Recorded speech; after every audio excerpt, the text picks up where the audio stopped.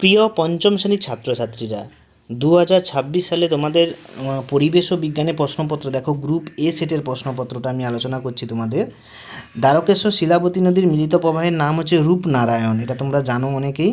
তো দেখো, ভারতে সাধারণতন্ত্র দিবস পালন করা হয় কি না, 26শে জানুয়ারি তারিখে। ধান কাটা ও ধান ঝাড়া আধুনিক যন্ত্রের নাম কি, হারভেস্টার। বারুইপুর কিসের জন্য বিখ্যাত, বারুইপুর হচ্ছে চা চাষের জন্য বিখ্যাত। তারপরে দেখো, দেশ চায়ের স্বাদ ও গন্ধ সবার থেকে আলাদা। তারপরে দেখো বলেছে দেশ চায়ের স্বাদ ও গন্ধ সবার থেকে আলাদা, এখানে হবে দার্জিলিং চায়ের স্বাদ ও সুগন্ধ সবার চেয়ে আলাদা হয়। তারপর রেশম কীট পালনের জন্য কোন গাছের চাষ করা হয়, এটা হবে তুঁত গাছের চাষ করা হয়।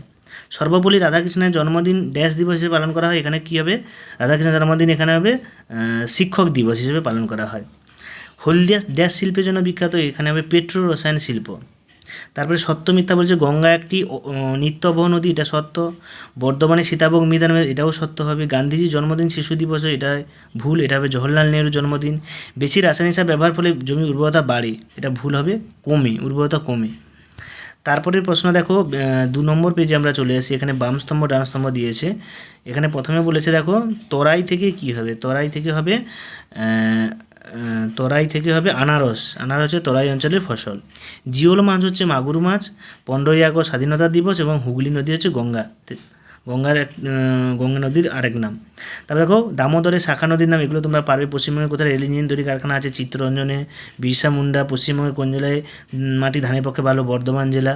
ডিবিসির পুরো নাম কি, এগুলো খুব সহজ প্রশ্ন তোমাদের দিয়েছে, এখান থেকে তোমরা করবে এবং পরপর তোমরা উত্তরগুলো রেডি করো, যেগুলো উত্তর পারবে না কমেন্টে লেখো, আমি বলে দেবো। নদীমাতৃক সভ্যতা কাকে বলে, যেসব সভ্যতা নদীর তীরবর্তী অঞ্চলে গড়ে ওঠে, যেমন আমাদের গঙ্গা নদীর সাইডে সভ্যতা গড়ে উঠেছে, সিন্ধু সভ্যতা বলো, হরপ্পা সভ্যতা, সবই নদীমাতৃক সভ্যতা।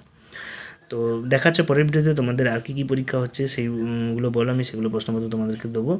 তো এই প্রশ্নপত্র ভালো করে প্র্যাকটিস করে যাও, এখান থেকেই অনেক প্রশ্ন আসবে।